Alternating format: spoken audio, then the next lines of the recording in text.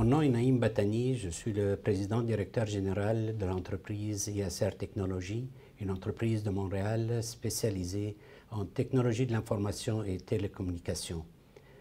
J'aimerais vous présenter un concept émergent qui est celui des villes intelligentes. Ce concept consiste à utiliser les technologies de l'information et des télécommunications pour une gestion plus efficace des infrastructures de la ville. Le résultat est une meilleure qualité de vie des citoyens et une réduction des coûts des opérations des villes. Posons-nous la question, à quoi ressembleraient les villes intelligentes dans les 5 prochaines années? Les infrastructures d'une ville couvrent plusieurs aspects de notre vie quotidienne, tels l'éclairage urbain, le système de transport, l'eau, les édifices publics, les routes, les ponts, etc.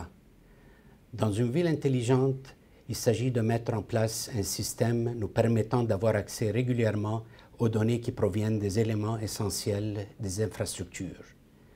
Ces données nous indiqueraient l'état des infrastructures et elles nous permettront de les contrôler à distance. Comment arriverons-nous à atteindre cet objectif? Nous vivons dans l'ère de l'économie du savoir et les technologies sont disponibles pour permettre à des objets de communiquer entre eux sans fil, à très grande échelle, et ceci dans un vaste réseau de communication. Pour former un réseau de communication, on commence par l'infusion de l'intelligence dans des endroits stratégiques des infrastructures.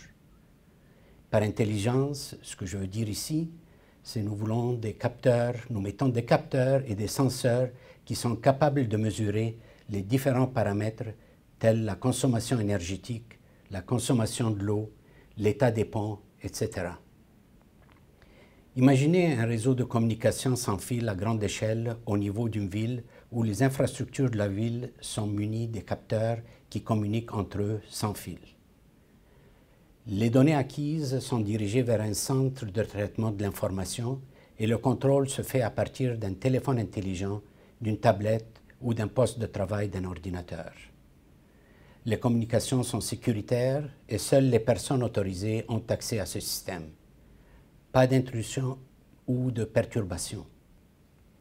Dans une ville intelligente, le résultat sera d'augmenter la sécurité publique, réduire la congestion du trafic, réduire la pollution, réduire les émanations de CO2, qui est le dioxyde de carbone, analyser le taux d'utilisation des services afin de les rendre plus disponibles. En résumé, on améliore la qualité de vie et on réduit les coûts des opérations des villes. Je vous propose de commencer avec un réseau de luminaires intelligents pour l'éclairage urbain. Le bon fonctionnement de ce réseau est important pour la sécurité des citoyens. L'éclairage urbain tel que nous le connaissons utilise des lampes à vapeur de sodium à haute pression. Lorsque nous remplaçons les lampes au sodium par un éclairage intelligent aux diodes électroluminescentes qu'on appelle les DEL, le résultat peut se résumer par les points suivants. La réduction de la consommation énergétique, car les DEL consomment moins que les lampes à vapeur de sodium, la détection rapide des bris et leur réparation, éliminer le besoin d'une présence humaine pour détecter les bris.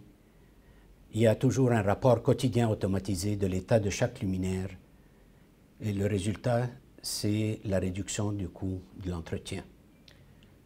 Une durée de vie de 5 à 6 fois plus élevée que les lampes conventionnelles. On a aussi le contrôle de l'éclairage de façon organisée, dépendant du besoin. C'est-à-dire qu'il est maintenant possible de faire la gradation de l'éclairage, et ce, à distance. Ce projet s'inscrit dans le cadre des programmes de technologies propres, puisqu'on réduit les déchets non recyclables. L'économie combinée des coûts de la consommation énergétique et de l'entretien est de l'ordre de 75% par rapport au coût actuel. Le remplacement des luminaires existants par un éclairage intelligent ODEL se fait de façon ordonnée, sans interruption de services fournis aux citoyens. Et les économies annuelles justifient l'investissement initial. Avec cela, fini les pannes des luminaires qui prennent du temps à être détectées, fini le remplacement fréquent des lampes qui atteignent la fin de leur durée de vie.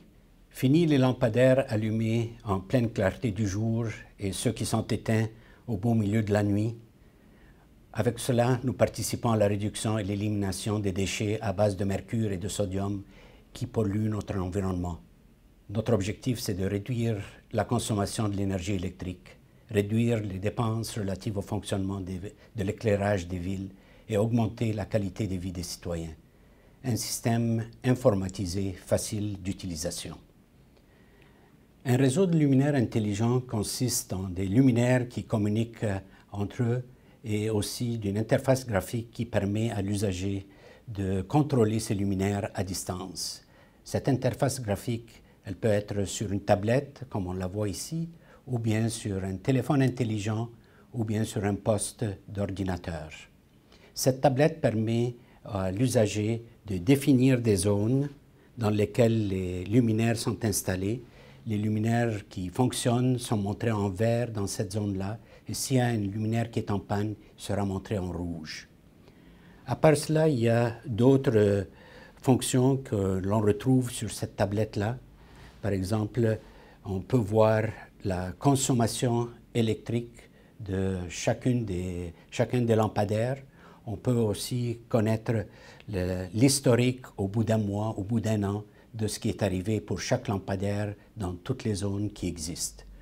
Il peut contrôler le profil de l'éclairage, c'est-à-dire que si on veut qu'un lampadaire ou une série de lampadaires soit allumé à 6 heures du soir et qu'il soit éteint à 5 heures du matin, on appelle ça un profil qui est automatiquement mis dans le logiciel et qui est transmis au lampadaire.